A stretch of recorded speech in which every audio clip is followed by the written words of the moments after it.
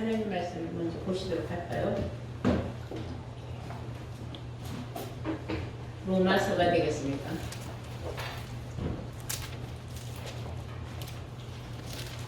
로마서 9장이 되겠습니다. 찾으신 줄 믿고 로마서 9장 1절부터 제가 공독을 하겠습니다. 내가 그리스도 안에서 참말을 하고 거짓말을 아니하노라. 내게 큰 근심이 있는 것과 마음에 그치지 않는 고통에 있는 것을 내 양심이 성령 안에서 나로 더불어 증거하노니, 나의 형제 곧 고륙의 친척을 위하여 내 자신이 저주를 받아 그리스도에게서 끊어질지라도 원하는 바로다. 저희는 이스라엘 사람이라. 저희에게는 양자됨과 영광과 언약들과 율법을 세우신 것과 예배와 약속들이 있고, 조상들도 저희 것이요 육신으로 하면 그리스도가 저희에게서 나셨으니, 저는 만물 위에 계셔 세세에 찬양을 받으실 하나님이시니라. 아멘. 네, 로마서 9장 1절에서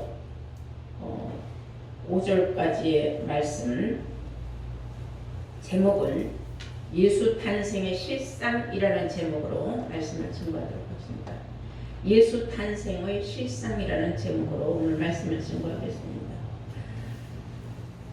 오늘 사도 바울은 놀라운 말을 고백을 하는 거예요. 고백을 하면서 하는 말이, 내가 이런 사실을 증거함으로 나에게, 내 자신에게 어떠한 영향이 미칠지라도, 내 친척 권력들이 나를 끊어버리고 내칠지라도, 내가 그리스도에게서 끊어질지라도 나는 사실을 폭로하지 않을 수 없다, 그 말이에요.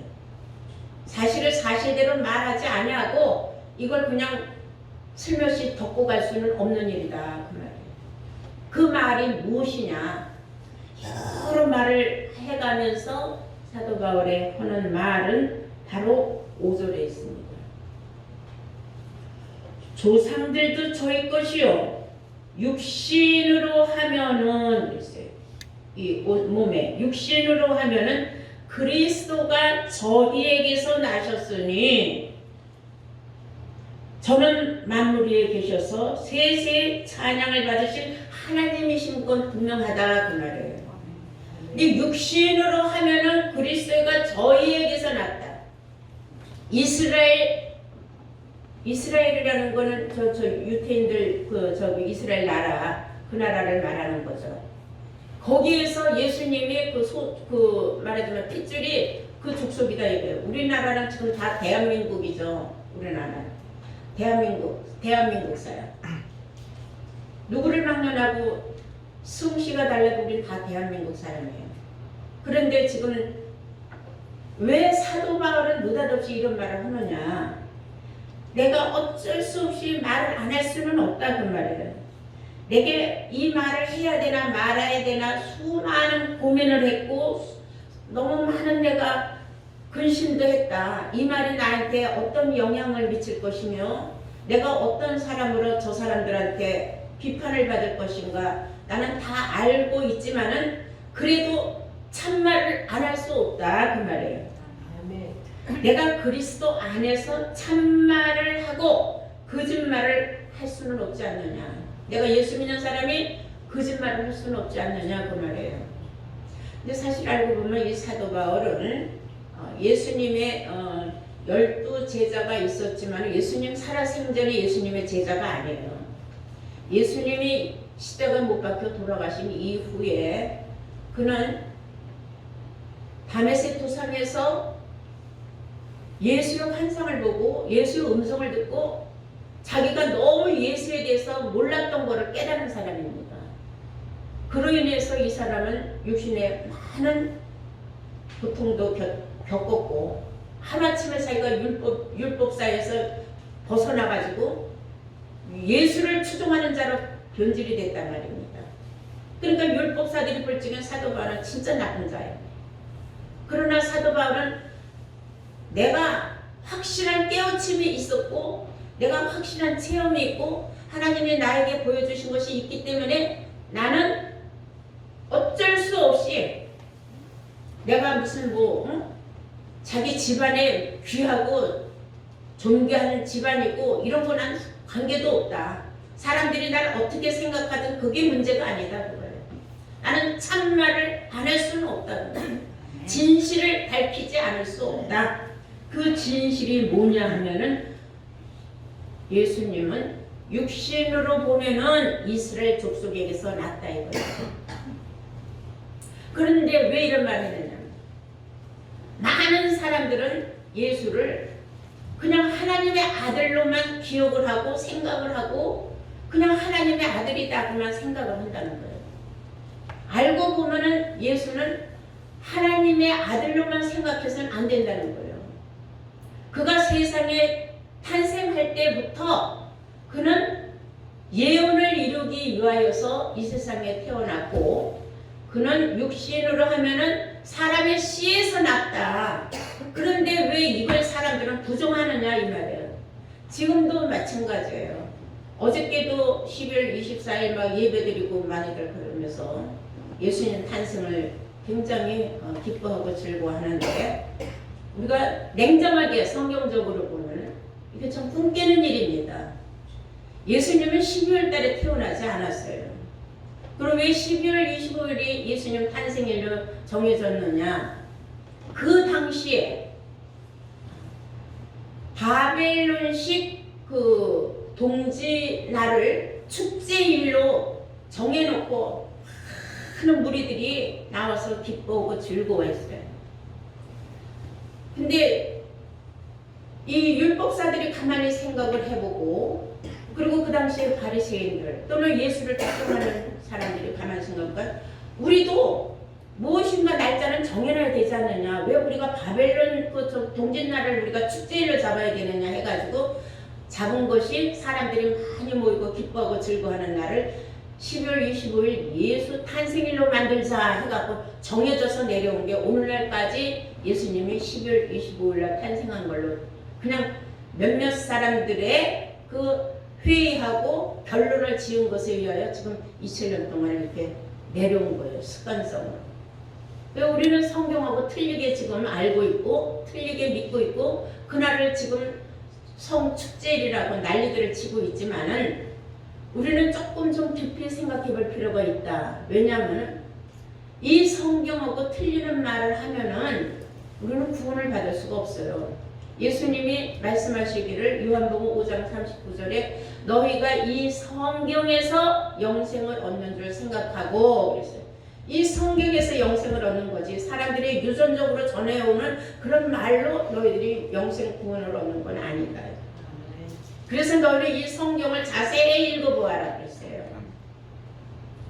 그리고 요한복음 17장 3절에 영생은 참 하나님, 유일하신 참 하나님과 그가 보내신 자 예수 그리스도를 아는 것이라 그랬어요. 그럼 과연 예수에 대해서 뭘 알고 있느냐? 제대로 모르니까 사도 바울은 내가 친척 고륙 중에 내가 끊침을 당하고 예수님이 너 왜 그런 말을 밝혔냐 하고 나를 내친다 하더라도 나는 사실을 말할 수밖에 없다. 예수는 그 마리아라는 처녀 몸에서 그냥 공짜로 저절로 나온 건 아니다. 예수라는 사람은 분명히 다윗집의 씨다 이거예요. 그래서 족보도 이렇게 쫙 기록이 되어 있는 거 아니냐. 사도 바울은 사실을 말을 했지만 그 당시에 많은 사람들은 사실을 믿으려고 하지 않았어요. 또 2000년 동안 지금까지도 12월 25일이 예수님 탄생일이라. 저도 이 말씀을 깨달았을 때는요 굉장히 갈등이 왔어요. 세상에서는 12월 24일 예수님 탄생일이라고 메리 크리스마스 막 난리들 나고 막 기뻐하고 즐거워하고 선물들 교환하고 크리스마스 캐롤이 막 쏟아져 나오고 거리거리 사람들이 넘치고 다 기쁜 축제일로 알고 있는데 찬물을 끼얹은 거예요, 한마디로. 그런데 내가 이 말씀을 깨닫고 나서 이날을 내가 축제일로 잡을 수는 없었느냐. 그래서 우리는 10월 25일을 남녀 성교회 예배일로 정해버린 거예요, 저는. 어쩔 수 없이. 왜냐하면 괜히 쓸데없이 남들 따라서 세상으로 또 세상 풍속에 또 휩싸일까봐. 그래도 우리는 그날이 예수님 탄생일은 아니지만 1년 동안 총 결산하는 우리가 남녀 성교일 날로 잡아서 우리 나름대로 하나님 앞에 예배를 드리자 하고 우리가 남녀 성교일로 잡았던 것입니다. 문제는 이스라엘은요 양들을 키울 때에 4월부터 11월까지는 바깥에서 키워요, 양들을. 그리고 11월 달 지나서 3월 달까지는 우리 안에서 가둬놓고 너무 추우니까 이 먹을 거, 양들 먹이 이런 거 모든 거 이제 왜냐면 바깥에 풀들이 없으니까 춥고 그래서 우리 안에다 가둬놓고 있는 겁니다. 그러다가 4월이 딱 시작되면은 양들을 다 내놔서 11월 달까지 양들이 다 밖에서 치는 거죠, 양들을. 그러면 예수님이 언제 탄생했는가 정도는 우리가 알 수가 있는 거예요. 성경에 우리가 한번 보면은요, 누가복음을 한번 볼 필요가 있어요. 2장 8절, 누가복음 2장 8절 보시면은 밖에서 양들을 키웠다 그랬어요. 목자들이 밖에서 양들을 치고 있었다 하는 말이 나옵니다. 8절. 그 지경에 목자들이 밖에서, 안에서라 그랬어요? 밖에서라 그랬어요? 밖에서, 목자들이 밖에서 밤에 자기 양떼를 지키더니 주의 사자가 곁에 서고 주의 영광이 저희를 두루 비추매 크게 무서워하는지라 그랬어요. 천사가 이르되 무서워 말라 보라, 내가 온 백성에게 미칠 큰 기쁨의 좋은 소식을 너희에게 전해주노라 했는데 양우리 밖에서 목자들이 밤에 양떼들 지켜주고 있을 때에 그 목자들에게 주의 천사가 나타나서 예수님의 탄생을 알려주었다 그랬어요. 이게 밖에서 양무리를 칠 때니까 이것은 분명히 12월은 아니라는 건 확신한 겁니다. 이 말씀이 증거되기를. 그래서 우리는 예수님의 부활절을 알면 예수님 탄생일이 나와요. 왜냐하면 하나님은 알파와 오메가이기 때문에. 여러분들이 오늘은 예수 탄생의 실상에 관해서 우리가 조금 흥미로운 말씀을 한번 알아볼 필요가 있어요. 마태복음 1장을 한번 보시겠습니다. 마태복음 1장.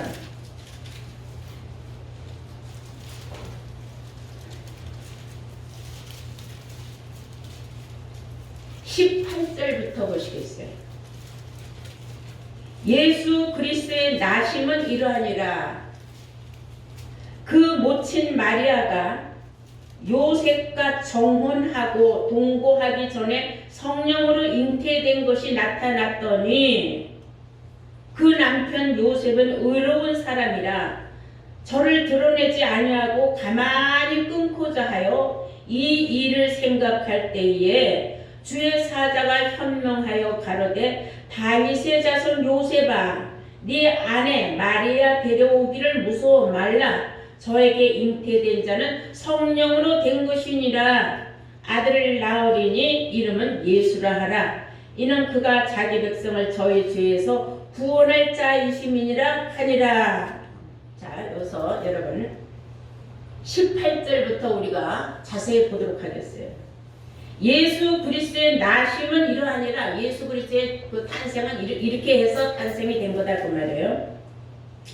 그 모친 마리아가 요셉과 정혼을 하고 동거하기 전에 성령으로 잉태된 것이 나타났더니, 쉽게 말하자면은 요셉과 마리아는 예수님의 부모죠. 그들이 정식으로 결혼하기 전에 정혼한 사이였었어요.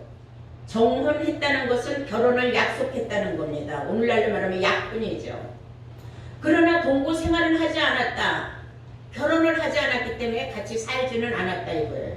그 당시에 율법은 아주 무서운 시대였어요. 그래서 결혼도 하지 않은 사람들이 남녀가 산다는 것은 있을 수 없는 일이고 상상할 수도 없는 일이었어요. 그런데 어느 날 마리아가 배가 자꾸 불러오는 거예요.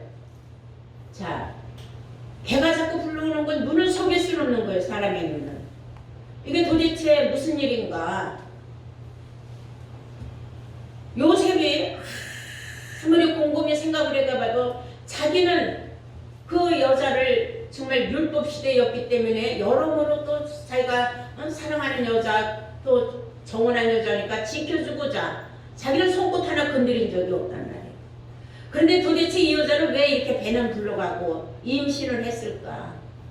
도대체 어떤 누구하고 무슨 관계가 있었을까? 얼마나 남자가 고민이 많았겠어요. 근심했다는 건 고민에 휩싸였었다는 거예요. 근데 이 요셉은 의로운 사람이라 그랬어요. 의로운 사람이라는 것은 너무 인격적으로 훌륭했다는 겁니다. 만약에 시부장치 않은 형편없는 남자 같다면 이 여자 나하고 결혼하고 도대체 어떤 남자하고 놀아나서 배가 이렇게 불러오는 거 도대체 너 누구하고 놀아났냐 어쨌냐 하든지 밖에 나가서 나는 저 여자하고 손도 하나 안 건드렸는데 저 여자는 지금 임신했다고 나가서 나발 불고 떠들면 마리아는 돌로 맞아 죽어요. 그러니까 남자 혼자 고민을 했죠. 마리아는 마리아대로 또 얼마나 또 고민이 많았겠습니까? 정언은 했지만 자기가 그 남자하고 어떤 일을 저지른 적은 없는데 자꾸 배는 불러가지고 얼마나 힘들었을게요. 그 상황을 생각해보니까. 그런데 이 일은 하나님이 만들어 놓으신 일이었어요. 처음부터. 그러니 이 요셉이가 어떤 결론을 딱 내렸느냐 하면은 이건 아니다. 아무리 생각해도 이건 아니다. 내가 가만히 조용히 여러 말 이러고 저러고 할 것도 없고 저 여자 변명 내가 들어볼 필요도 없고 내가 조용히 끊고 36개 하자 그런 생각을 가졌어요. 그러니까 성경에 뭐라 그러냐면 그냥 가만히 끊고자 했다 그랬어요. 자, 18절부터 우리가 다시 한번 보실까요? 예수 그리스도의 나심은 이러하니라. 그 모친 마리아가 요셉과 정혼하고 동거하기 전에 성령으로 잉태된 것이 나타났더니 그 남편 요셉은 의로운 사람이라 저를 드러내지 아니하고 그걸 시비 논논하지 아니하고 가만히 끊고자 하여 이 일을 생각할 때에 그랬어요. 내가 가만히 누구에게도 피해주지 않냐고. 그래도 내가 정혼한 여자인데 저 여자 내가 면전에다가 내가 정말 망신을 줄 수도 없고 저 여자를 내가 율법에 의해서 돌로 맞아 죽게 할 수도 없고 어떻게 해야 되느냐. 조용히 아무 소리 안 하고 끊고 나만 조용히 사라지자 이런 생각을 했어요. 그런 생각을 한 걸 누가 제일 먼저 알았겠어요? 하나님이 알았던 거예요. 그때에 어떤 일이 있었느냐. 가만히 끊고자 하여 이 일을 생각할 때에 그러니까 혼자서 계획하고 어떻게 끊고 어디로 내가 사라져야 되나 뭐 여러 가지 생각을 하고 있을 때에 주의 사자가 현명하여 그래서 20절에 주의 사자가 꿈인지 사실인지 현실인지 알 수 없게 나타났어요. 뭐라고 말을 하느냐. 다윗의 자손 요셉아 네 아내 마리아 데려오기를 무서워 말라. 저에게 잉태된 자는 성령으로 된 것이니라 그랬어요. 놀라운 말입니다. 이거는 누구 책임도 아니다. 성령으로 하나님에 의해서 이런 일이 생겼기 때문에 이건 하나님의 책임이지 그건 너 책임도 아니고 어떤 사람의 책임도 아니고 어떤 다른 배우의 다른 남자가 저 여자에게 있는 것도 아니라고 아주 명쾌하게 요셉의 마음에 의심을 풀어준 거예요. 하면서 뭐라고 하느냐면은 네 아내 데려오기를 두려워하지 말아라 그랬어요. 무서워하지 말아라. 요셉아 네 아내 마리아 데려오기를 무서워 말라. 조금도 두려워하거나 무서워하지 말고 배가 만삭으로 불렀다고 해서 그 여자를 버릴 생각도 말고 그 여자는 네 아내다 그랬어요. 자 우리 여기서 한번 생각을 해봐요. 약혼한 사이에서 여보 당신 못하는 거예요. 남편 아내 할 수 있어요? 안 하죠. 남편 아내라는 것은 결혼을 해서 그래서 서로가 정식으로 부부가 되었음에 그죠? 남녀 사이에 육신의 정이 통한 이후에나 그들은 완전한 남편과 아내 사이가 되는 거예요. 약혼한 사이, 정혼한 사이에서 어떻게 아내와 남편이 될 수 있겠어요? 그런데 주의 사자가 나타나서 네 아내라고 그랬어요. 네 아내라는 것은 너는 지금 영문을 모르고 무슨 일인지 모르겠지만 쉽게 말하면 너는 무조건 하나님의 일에 순종을 하라. 이것은 네 책임도 아니고 누구의 책임도 아니고 성령에 의해서 하나님의 신에 의하여 이루어진 일이다 그랬어요. 자, 우리가 반대편으로 마리아 입장을 한번 생각해 볼까요? 마리아는 또 얼마나 또 황당하겠습니까? 내가 도대체 왜 이런 일이 나한테 생겼을까? 얼마나 그녀는 더 기가 막히지 않겠습니까? 여러 가지로 우리가 생각을 해볼 때에 이 마리아는 어느 날 갑자기 처녀로 있는데 주의 사자가 나타나서 하는 말이 마리아에게 하는 말이에요. 너 이제 수태에서 아들을 낳을 것이다 그랬어요. 아니 도대체 그런 말이 어디 있습니까? 내가 무슨 어떻게 내가 아이를 낳는다는 게 말이 됩니까? 나는 사내를 알지 못하는 여자입니다 그랬어요. 근데 사내를 알지 못한다고 하는데도 불구하고 너에게 이제 아들을 낳을 것이니 그는 하나님의 아들이 될 것이다 라고 했으니 이거 뭐 거부도 못하고 반박도 못하고 싫다고 도망도 못 가고 그러니까 마리아는 믿음이 있는 여자였어. 그냥 하나님 말씀대로 될 줄 믿습니다. 그리고 말았어요. 문제는 이런 일이 과연 일어날 수 있느냐.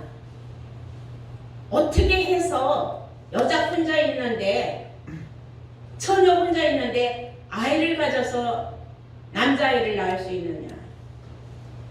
이게 참 있을 수 없다 이거예요. 저는 참 황당한 말을 들었어요. 제가 이 말을 들려줬을 때에 어떤 사람이 그런 말을 해요. 하나님이니까 할 수 있죠. 그래요. 야, 하나님이 할 수 있으면 그냥 하나님의 아들로 끝나야지. 뭐 육신으로는 뭐 사람의 씨가 들어가서 이런 말을 성경에 기록할 필요가 뭐가 있고 또한 족보가 왜 필요하겠느냐. 그건 내가 볼 적엔 그거는 아니다. 이것은 이미 성경을 이루기 위하여서 이사야서 7장 14절에 보면은 이건 징조라 그랬어요. 처녀가 잉태하여 아들을 낳을 때가 온다고 그런 것은 징조라는 말을 했습니다. 이런 말을 볼 때에 참 어처구니 없는 그런 일이 일어났다고 보지만은 성경은 기록된 대로 이루어져야 되기 때문에 이루어질 수밖에 없었다는 것을 저는 여러분들에게 알려드립니다. 이제 점점 흥미진진한 이제 말씀이 나오는데 누가복음 1장을 보시겠어요? 누가복음 1장 28절부터 보시면은 그에게 들어가 가르되 은혜를 받은 자여 평안할지어다. 주께서 너와 함께 하시도다 하니 처녀가 그 말을 듣고 놀라 이런 인사가 어쩌민고 생각하매 천사가 일러 가르되 마리아여 무서워 말라. 네가 하나님의 은혜를 얻었느니라. 보라 네가 수태하여 아들을 낳으리니 그 이름은 예수라 하라. 저가 큰 자가 되고 지극히 높으시니 아들이라 일컬을 것이며 주 하나님께서 그 조상 다윗의 위를 저에게 주시리니 영원히 야곱의 집에 왕노릇 하실 것이며 그 나라가 무궁하리라. 34절에 마리아가 천사에게 말하되 나는 사내를 알지 못하니 어찌 이런 일이 있으리까. 천사가 대답하여 가로되 성령이 네게 임하시고 지극히 높으신 이의 능력이 너를 덮으시리니 이름으로 나실 바 거룩한 자는 하나님의 아들이라 일컬으리라.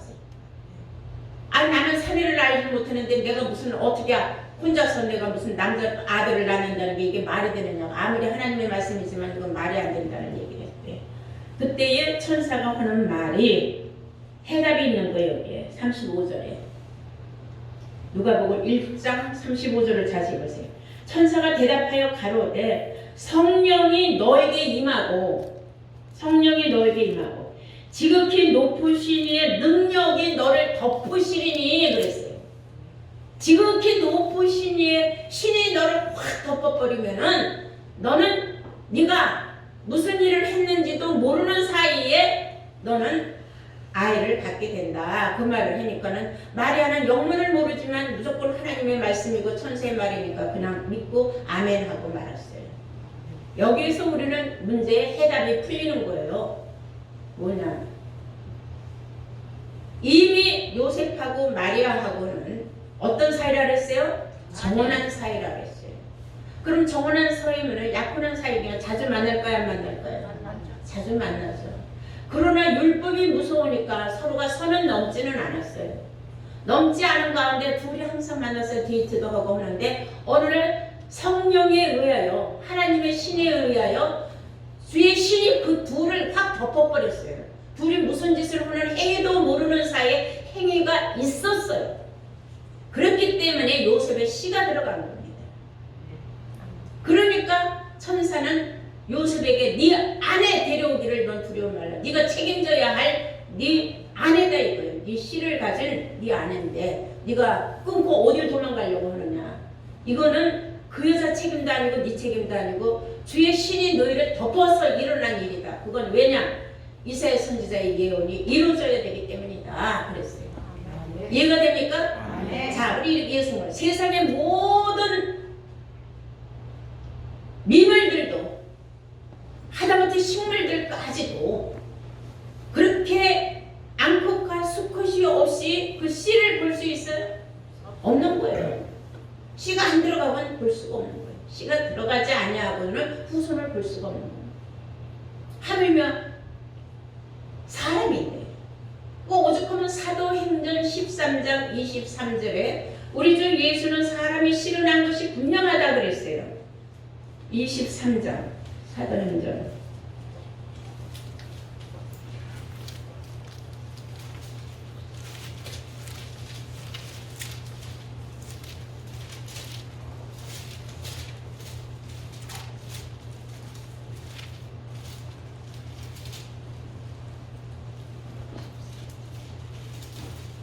13장에 사도행전 13장이 23절입니다. 사도행전 13장이 23절. 하나님이 약속하신 대로 이 사람의 씨에서 그랬어요. 이 사람의 씨에서 이스라엘을 위하여 구주를 세우셨으니 곧 예수라. 곧 누구라? 예수라고 분명히 성경은 기록하고 있는 줄로 믿습니다. 이 사람의 씨에서 구주를 세우셨으니 곧 예수라. 그러니까 사람의 씨가 들어간 거 맞아요, 안 맞아요? 근데 사람들은 지금까지도 예수를 막연한 신성시에서 예수는 성령에 의한 하나님의 신의 그 안에 들어가서 마리아에게 들어가서 예수를 낳았다.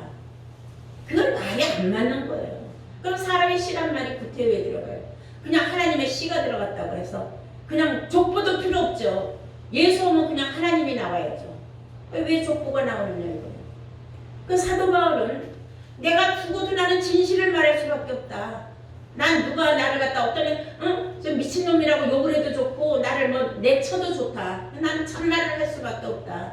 육신으로 하면은 저는 이스라엘 민족 중에서 태어난 자가 분명하다. 저 중에서 씨가 들어갔다. 그 말이에요. 이 말을 우리는 사도 바울의 말까지 우리가 안 믿으면 무슨 말을 믿겠느냐 이거예요. 로마서 1장을 보시면은 로마서 1장에도 같은 내용의 말씀이 있어요. 1장 3절입니다. 육신으로는 이 아들로 말하면 예수로 말하면 육신으로는 다윗의 혈통에서 나셨고 성결의 영으로는 죽음 가운데서 부활의 능력으로 하나님의 아들로 인정이 됐다. 육신으로는 사람의 혈통에서 났다. 혈통이라는 건 핏줄을 말하는 거예요.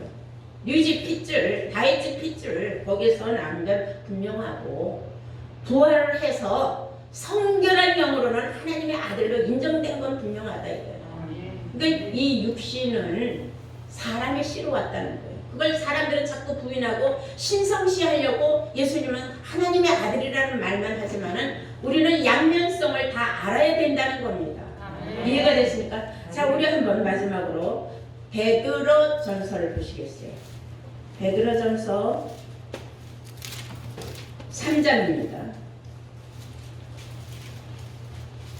예수님은 베드로전서 3장 18절에 뭐라고 말씀하셨는지 그리스도께서도 한번 죄를 위하여 죽으사 의인으로서 불의한 자를 대신하셨으니 이는 우리를 하나님 앞으로 인도하려 하심이라. 육체로는 죽임을 당하시고 육체는 죽임을 당하시고 영으로는 살리심을 받으셨으니 저가 또한 영으로 옥에 있는 영들에게 전파하시니라. 육체로는 우리하고 똑같은 육체를 가졌기 때문에 사람의 혈통을 받아서 육체가 가졌기 때문에 그는 어쩔 수 없이 죽임을 당했다가 십자가에 못 박혀 죽을 수밖에 없었다는 겁니다. 육체는 사람의 씨로 왔기 때문에 육체가 있는 거지. 하나님의 씨로 왔다면 육체가 왜 있어요? 하나님은 영인데 하나님의 육체가 있어요? 하나님은 육체가 없어요. 그래서 예수 탄생의 비밀부터 우리가 제대로 알아야 성경이 풀린다는 것을 여러분들은 확실히 이 시간 깨우침 받기를 바랍니다. 아멘. 이 시간 여러분들이 이 말씀을 통하여서 사도 바울이 전하고자 하는 확실하게 사람들에게 못 받고자 하는 예수 탄생에 관한 비밀은 예수님은 분명히 사람의 씨로 오셨다는 사실을 아주 꿋꿋하게 내가 불이익을 당하고 해를 받더라도 나는 진실을 말하고 참말을 말할 수밖에 없다 하고 주장한 그 내용은 성경에 기록된 대로 우리가 생각을 가만히 이제부터 해볼 때에 맞다. 다윗집 혈통이 아니고서 족보가 왜 필요한가? 하나님 아들로만 단순히 왔다면 예수 하나님으로 끝나지 뭐 때문에 족보가 이렇게 필요했느냐. 그리고 많은 사람이 잘못 알고 있는 착각하고 있는 바 재밌는 말 한마디 해주면 어떤 사람은 그러더라고요. 요즘은 여자 혼자서도 애기 낳을 수 있어요. 그게 무슨 말이냐 했더니 정자들을 남자들이 갖다가 많이 은행에다 집어넣어서 그 정자를 갖다가 여자가 받으면 여자 혼자서도 아이를 낳으니까 그 당시에도 마리아가 그런 거 아니겠느냐 하고 저한테 얘기하는 사람이 진짜 깜짝 놀랐어요. 야, 참 기발한 아이디어다. 2000년 전에 남자 정자 갖다가 집어넣은 은행이 있었나? 하나님이 그럼 요셉의 정자를 언제 빼다가 마리아에게 넣어줬나? 저도 혼란스럽더라고요. 그런 말을 하는데 그러나 성경을 우리는 기록된 대로 믿어야 될 줄로 믿습니다. 오늘 말씀을 통하여 여러분들은 예수에 관해서 시작부터 제대로 알아야 되고 예수님 탄생의 비밀에 대해서 알고 예수의 부활의 비밀, 예수 승천에 관한 비밀, 예수 다시 오실 재림에 관한 비밀을 알 때에 정말로 예수 믿는 사람이라고 할 수 있는 줄로 믿습니다. 다 같이 오늘 이 말씀을 온전히 깨달은 복된 자들로 거듭나시기를 주의 이름으로 축원합니다.